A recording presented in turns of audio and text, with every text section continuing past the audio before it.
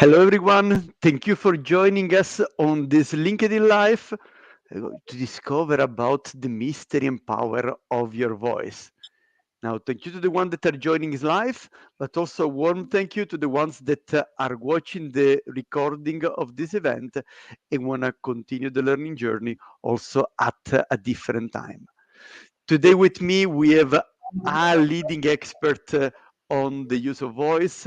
So I will introduce in a moment Branka Zei. And before we talk about Branka and about the topic of today, let us learn a bit more about our audience. I mean, is the topic of voice appealing to people in different countries? From where are you connecting from?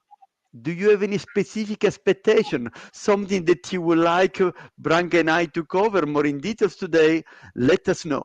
You have your chat box on the right side, so do send us a message. Let us know where are you based, and let us know if there is something in particular that you would like us to cover. By the way, we remind you that this is your LinkedIn Live. So, I do have a few questions. I have a few things that I'm interested to learn from Branka, but you probably have your own question.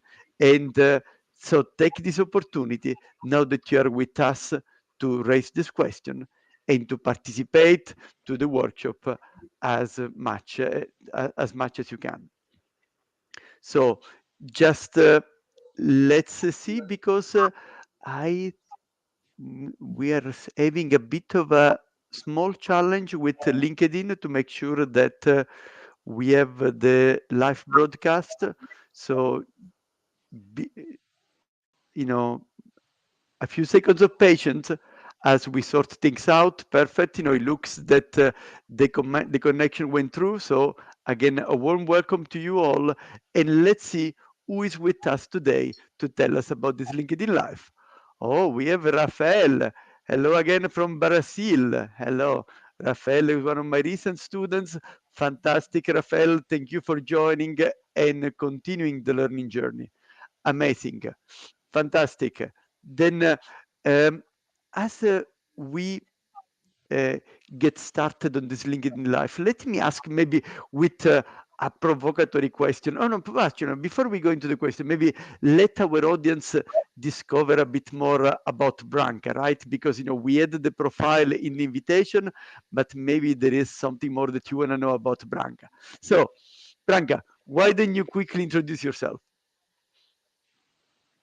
Well, I'm a linguist and psychologist working in speech communication and emotion psychology.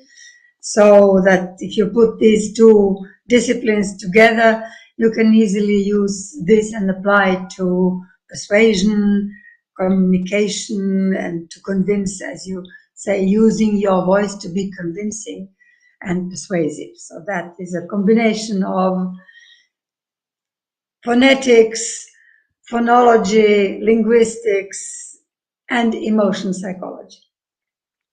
Yes, we know that indeed, also emotion is one of your area of competency, maybe an opportunity for people to connect a bit more. We will talk about an event that Branka and I will have on the 10th of June about emotions and negotiation.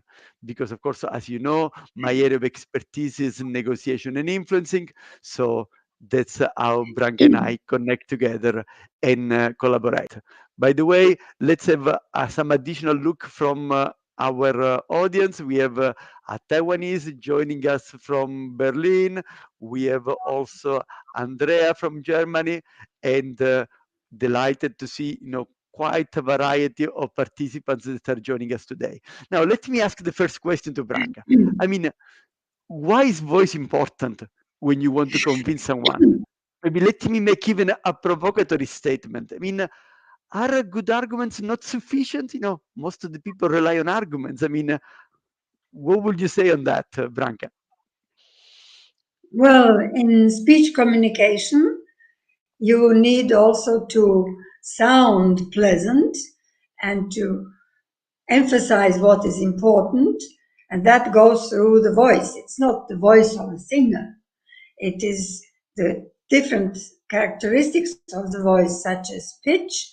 You can have high-pitched voice or low-pitched voice. You can have a monotonous voice.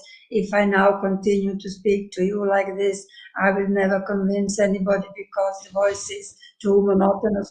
So voice is just a carrier of information, and arguments are really the essence of the message you want to transmit. But you put this message into an acoustic envelope, and that's the whole thing that has an influence on people's perception of what you are talking about, of you, and so just arguments, as you call them, rational arguments, you can just as well write them down and then see whether you can convince people by written text, which can probably be the case also, but you are talking about speech communication, persuasive communication via speech channel, or non-verbal also channel, not just vocal. Mm-hmm. Yeah, this makes me think also about a recent webinar we did about at CABL about a different communication means, communicating face to face, virtually, with with video conference, with phone, with emails, and this reminds us that when there is not the voice there passing the message, then the message is less persuasive. There is more risk of being also misinterpreted. Let's take a simple example. Branka, what are you doing here? Now, I can say, Branka, what are you doing here? And he has a message. If I say, Branka, what are you doing here? It has a completely different kind of message. So, in writing, this is all flat. You don't get this voice intonation element. And often in writing, there is a tendency to misinterpret people and interpret the message in a negatively. While when you use the voice, then of course, you can indeed strengthen your message and be more persuasive. But let me link also this discussion on voice with one of your other passion, which is emotions. And when we speak, of course, our voice reveals our emotion. We can have an enthusiastic tone of voice or a sad voice. I mean, can we control this? Yes, if you are aware of what emotional message you are spreading. Emotions are like viruses. They spread, they are infectious, and spoken word, emotion via spoken word, is an airborne virus, like COVID. COVID is an airborne virus. You speak and you project your emotions to others. And by the way, there was a research done in Germany where they found that the consonants p, t, and k were the most contagious consonants to be contaminated with COVID. Because then when you say p, you expel air with more force. So this is quite good to know that emotions are infectious. They can make a big difference. If you speak about something in an enthusiastic way, then you will infect other people with enthusiasm. Of course, your arguments, what you call rational arguments, must also be coherent with it.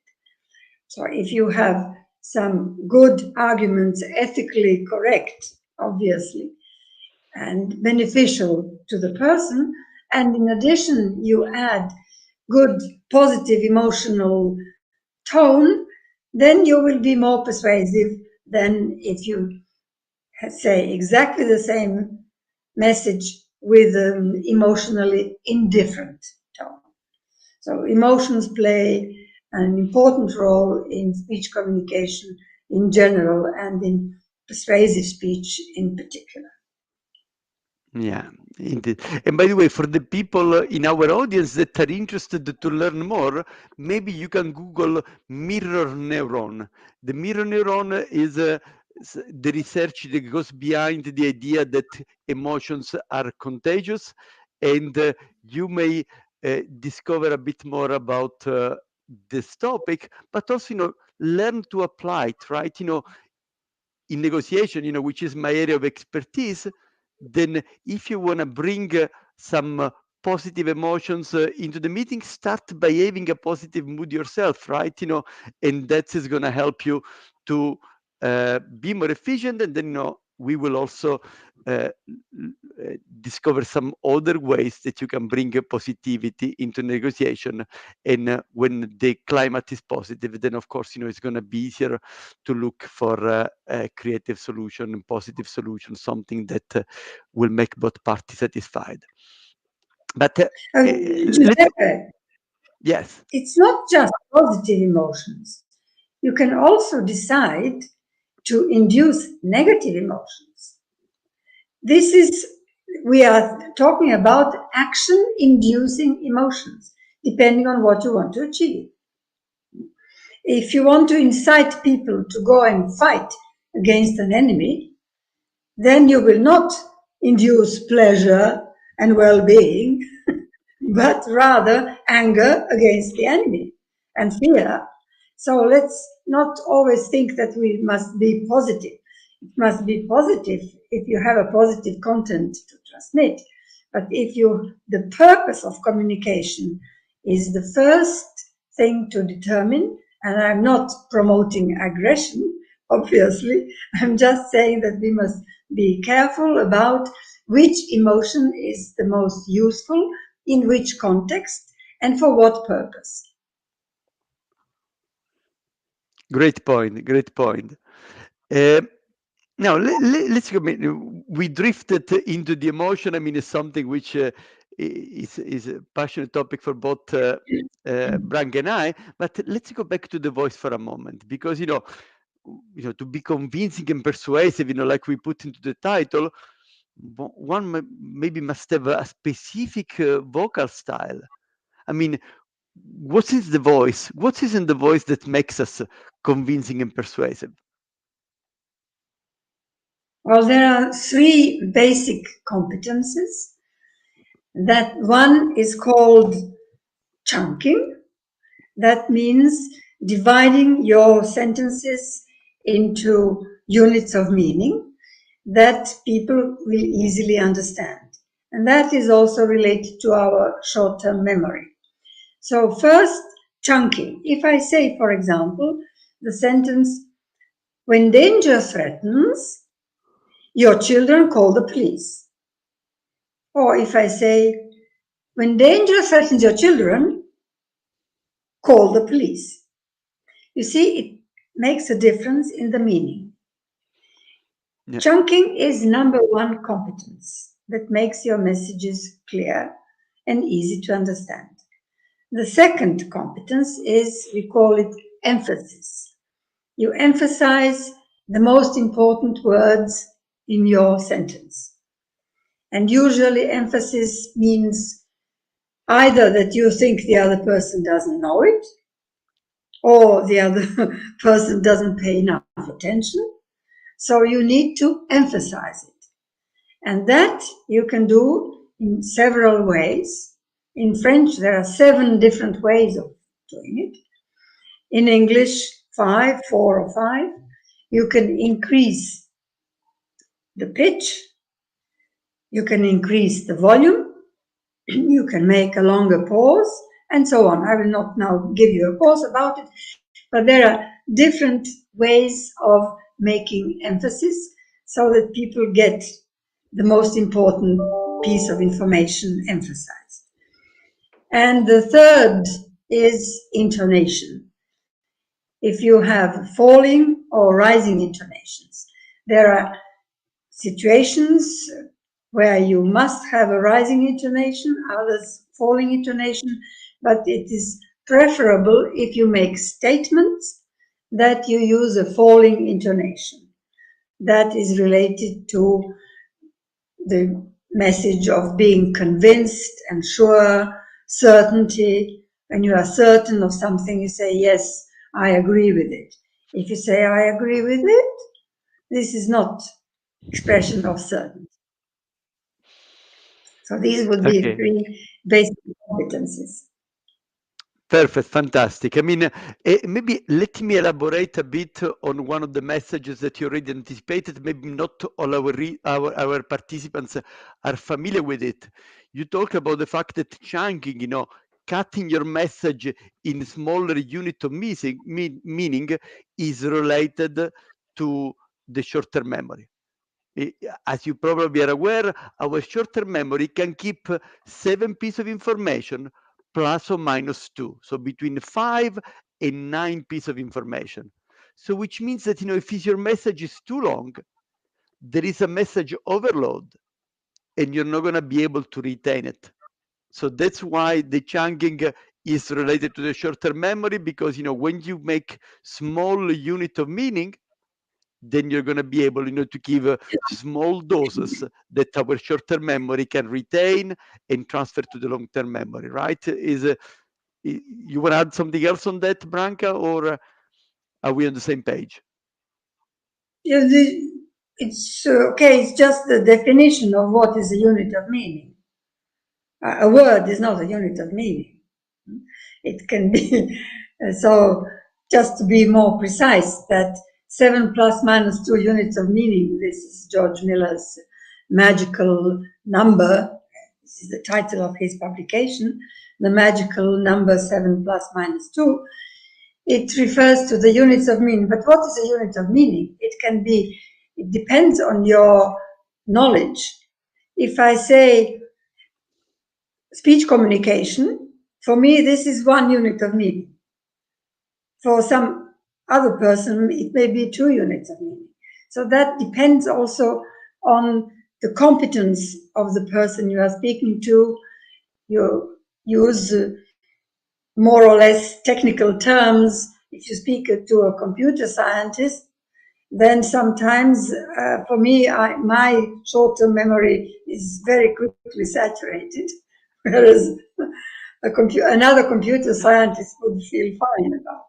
So it's just a question of the size of these units of meaning, that they vary depending on the complexity of and knowledge of the subject. Fantastic. Perfect. By the way, regarding the intonation, I want to also get your perspective on this, right? Branka talked about falling intonation. So at the end of the sentence, your voice goes down, or a rising intonation when your voice goes up. I want to have this, I want to have that, I want to have that. Now, there is some research that tends to indicate that women are more likely to use a rising intonation. Branka, is that something that you also experience in your coaching, training, and research activity? No, I have not noticed that women behave differently from men in this respect. Okay, because I was reading a book on this topic, and the author was saying that in meetings, for instance, often women tend to intervene less, at a later stage, and they reflect more about what they want to make. And by making their points with a rising intonation, is less intimidating, because it's somewhere in between a statement and a question, so that even if they don't get it right, then this may be something that is less disturbing, because, well, actually, I was just raising a question. So I'm not sure if the points of this author is supported by any science, and what you tell me is that you didn't read anything on this topic before. No, Okay. it may depend on the context, but It may depend on I the have cost. It not. may also depend on the cost. It may also depend on the culture. It may well be that from one country to the other. By the way, we have such a variety of participants today. We have also Ellen from Nigeria are with us. So, we have a really, yeah, 4 different continents with us. So that's amazing. By the way, before we will discover some more about Branka, let me tell you about an event that Branka and I will be doing together. And this will be on the 10th of June from 2 to 3 p.m. Emotions and Negotiation. So it will be a webinar on Zoom, emotions and negotiation, and we will go more in depth into the topic, of course, of emotions, and then, the application of this to the field of negotiation, which is indeed my area of expertise. So we're going to put the link on the chat. And if that's a topic that may sound interesting for you, then, do join us also on the 10th of June. And by the way, still in June, I have an exciting event that I want to make you aware. And this is my master class on influence and persuasion with Oxford professor Owen Derbyshire. So Owen is the academic director of the Oxford Program on Negotiation, somebody with an in-depth expertise about negotiation and influencing. And Owen and I have been collaborating now for 4 or 5 years, and we do every year a masterclass together, either on influencing or on negotiation. So this year, masterclass Influence and Persuasion, 15 and 16 of June in Geneva at Geneva Airport. So it's easy to reach by plane, it's easy to reach by train, and we currently have the early bird rebate. So if you're interested to join this event, 2 days with Owen and I, plus a 2 years learning journey remotely, then sign up for the masterclass because, as I was saying, the normal price is 3,000 Swiss francs, but for the time being, we have it at 2,400, 2 days at the Hilton Hotel in Geneva, plus 2-year remote learning journey after the event. Okay, enough with the future events. Let's go back to our today's event. By the way, we are interested in your question, right? So Branka and I can talk for a long while, but if there is something that you want to get, then please ask the question. I want to also link to one of your pieces of recent research, Branka. I mean, because speaking and charisma is one of the things that you have been studying, and I know that you have also made some assessment with people, etc. Now, can you scientifically assess if a speaker will be perceived as a charismatic speaker? Yes, and that is a very latest development in my teaching and also my software. So first, charisma in speech communication is defined as value, the speaking style that has emotions, that has value-laden vocabulary, and also, and emotion-laden vocabulary. Value and emotion-laden vocabulary. What is it, emotion-laden vocabulary? It is, for example, the word joy or fear are emotion words. But the word prison is emotion-laden. It carries a connotation, a negative connotation of the word. So how can we measure? Then the definition of charisma is congruence between what you say and how you say it. And each speech, from the lexical point of view, you can see what are the words, what is the vocabulary that is emotion-laden, whether there are more words that carry positive or negative emotions, emotional connotations. And for this, I have a dictionary of 28,000 words in English, also in French, but 28,000 words. So I take a text from speech and I see which emotional dimension is most present in the speech, whether it is positive emotions or negative emotions. There are actually three different dimensions of emotions. One is called valence, which means positive, negative. The other is arousal, how much you are aroused physiologically and mentally involved. And the third is dominance, if you feel that you, or power, that you can cope with the situation. So every word in the vocabulary has a label for these three parameters: valence, arousal, and potency. So I take the speech and I look at these three dimensions and situate them in what we call emotion wheel, and this emotion wheel designates which is the emotion family that is presented in this speech. So this is one thing, this is the lexical part. And now the vocal part, the way you speak can also be assessed acoustically in terms of valence, which means pleasantness, how pleasant your voice is to be heard. The arousal, which how much you are involved physiologically. And third is potency, if you display the natural authority and that you can cope with it. So vocally, we find exactly the same parameters, valence, arousal, and potency, and then we see if the voice and the lexical part, the words, fall into the same emotion family. We talk about emotion families, like, let's say, positive emotion families and negative emotion families. And if they do, then you may be perceived as charismatic. If they don't, you will not be perceived as charismatic. So if you use the right vocabulary, all the great things, all positive, but you have a sad tone of voice, then you will not be perceived as charismatic.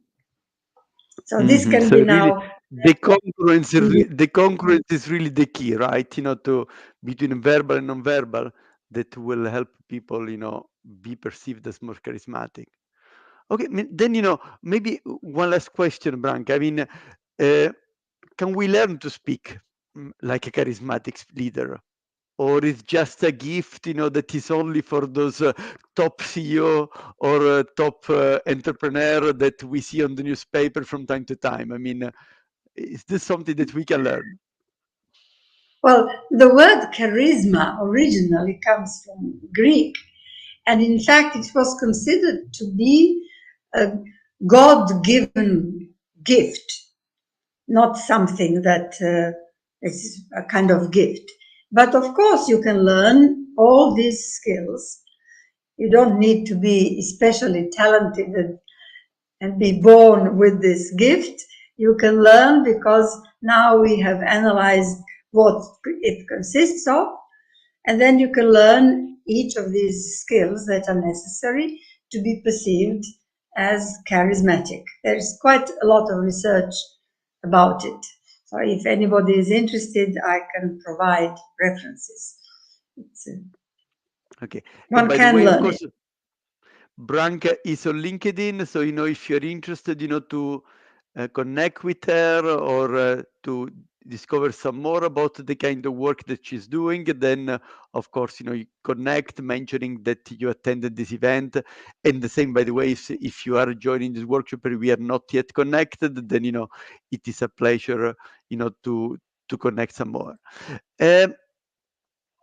Branka, to conclude our discussion, when thinking about being convincing and persuasive, another things that comes into my mind is the pitch of your voice, the low pitch versus the high pitch. Can you tell us a bit more about this topic? Because I do listen to lots of audiobooks, and the American speaker, they all tend to speak with a low pitch. I mean, can you tell us what's the research behind, or what what kind of hints can you give to our audience to discover some more on that?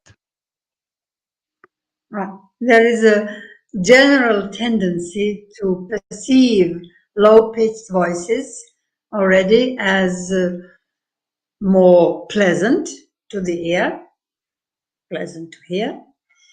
But there is also a tendency to perceive low-pitched voices as belonging to people who have a social status of a powerful person.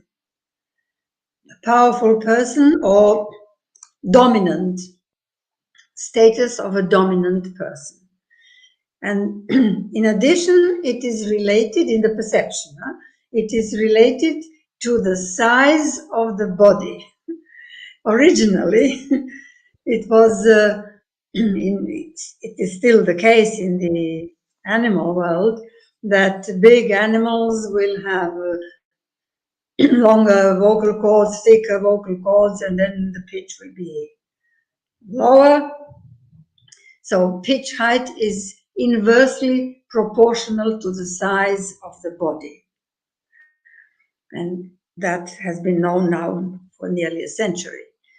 And this was tested at Cambridge or Oxford research to see whether in humans it is still the case that those who have low-pitched voices, that they are bigger in size, and those who have high-pitched voices, that they are shorter, smaller. Well, they found that it's not the case with humans anymore. Even in the animal world, it still may be the case. But, and for me, the most interesting thing they found is that if you hear and you do not see the person, you believe if the person's voice is low-pitched, you will imagine that the person is tall and of a bigger size. So that still is somehow in our collective unconscious. That memory since millennium from our heritage, right? Low pitch signalizes big size and status, social status of being a dominant individual in a social group. Fantastic. So, I mean, Branka, thank you very much for sharing all this with us. I mean, it was always an enriching exchange with you.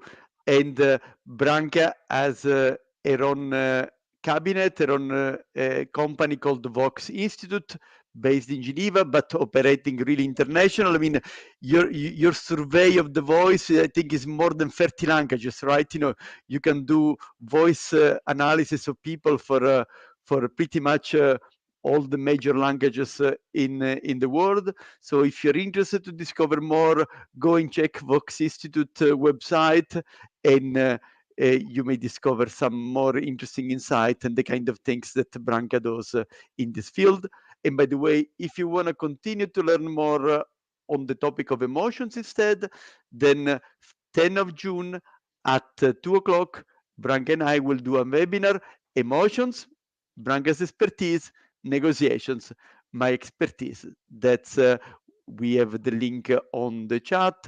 If instead you're really interested about being more convincing, persuasive, and becoming an amazing influencer, then join our masterclass on the 15th and 16th of June at Geneva Airport. And in this masterclass, we will cover a broad set of tools that can help you to be a better influencer and a better persuader. So thank you very much to all of you for being with us for this workshop, either on live on into recording session, and look forward to reconnect with you soon for future events. All the very best. Thanks again, Branka, for sharing some great insight. Bye-bye. Thank you. Bye-bye. Bye-bye.